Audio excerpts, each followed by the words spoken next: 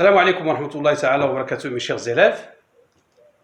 Alors, maintenant, toujours dans les identités remarquables, on va voir comment factoriser des écritures sous forme d'identité remarquable.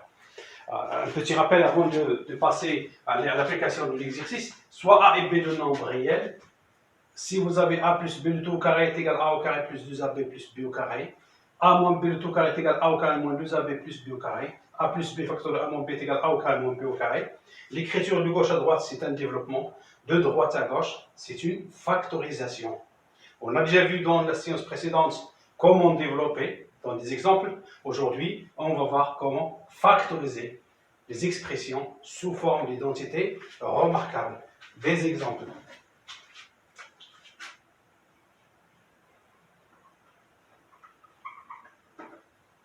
La question toujours, c'est factoriser.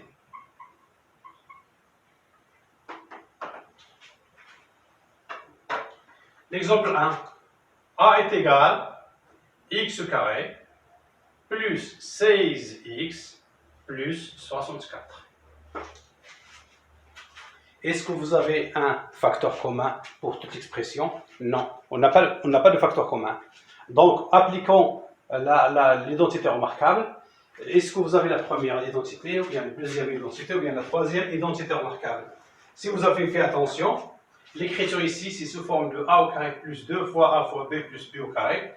Donc ce sera la première identité remarquable. Je vais ici un petit peu de décomposer l'écriture et j'obtiens égal x carré plus, je sais bien que 16 est égal à 4 fois 4 est égal aussi 2 fois 8. Et c'est l'écriture que je veux moi, c'est 2 fois 8. Donc 16, c'est 2 fois x fois 8. 2 fois x fois 8. Plus 64, c'est le carré de 8. C'est 8 au carré. En décomposant, ça se voit bien que c'est une identité remarquable et c'est la première identité remarquable. Donc j'écris a au carré plus 2ab plus b au carré. Si je factorise, j'obtiens a plus b le tout au carré. Donc ici x au carré, ça va vous donner x. Plus ici 8 au carré, ça va vous donner 8. Le tout au carré. Ici, c'est 2 fois x fois 8. 2 fois x fois 8. Et c'est fini. Je prends un deuxième exemple. B est égal à 4x au carré moins 12x plus 9.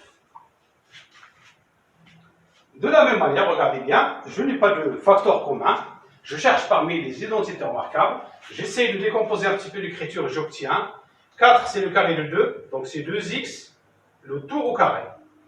Moins, je sais bien ici que ce n'est pas la première identité remarquable parce que je n'ai pas de plus. Ce n'est pas la troisième identité remarquable parce que la troisième identité remarquable, ici vous avez 2 termes seulement. Ici vous avez 3 termes. Ça me reste la deuxième identité remarquable, donc il me faut un 2 fois 2x fois 2 fois 2, 4. 4 fois combien égale 12? C'est 3. Et je sais bien que 9 c'est 3 au carré. Donc c'est sous forme de a au carré moins 2 fois a fois b plus b au carré, qui n'est que 2x moins 3 le tout au carré. 2x moins 3 le tout au carré. Troisième exemple, c est égal à 25x au carré moins 81. Ce n'est pas la première identité remarquable, parce que la première identité remarquable, vous avez 3 termes, avec un plus plus. Ce n'est pas la deuxième, c'est la troisième identité remarquable, parce que j'ai 3 termes. 25x au carré, c'est 5x, le tout au carré. Moins 81, c'est 9 au carré. Si je factorise, j'obtiens donc 5x plus 9, facteur de 5x, moins 9. Et ainsi de suite, pour n'importe quelle expression, si je n'ai pas de facteur commun, pour factoriser, j'essaye de chercher parmi les identités remarquables laquelle qui convient.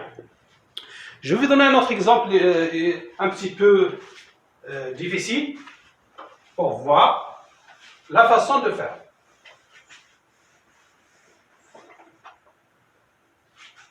D est égal 2x plus 1, le tout au carré, moins 25. Alors, ici, il faut faire attention à la question. Est-ce que je veux développer? Pourquoi?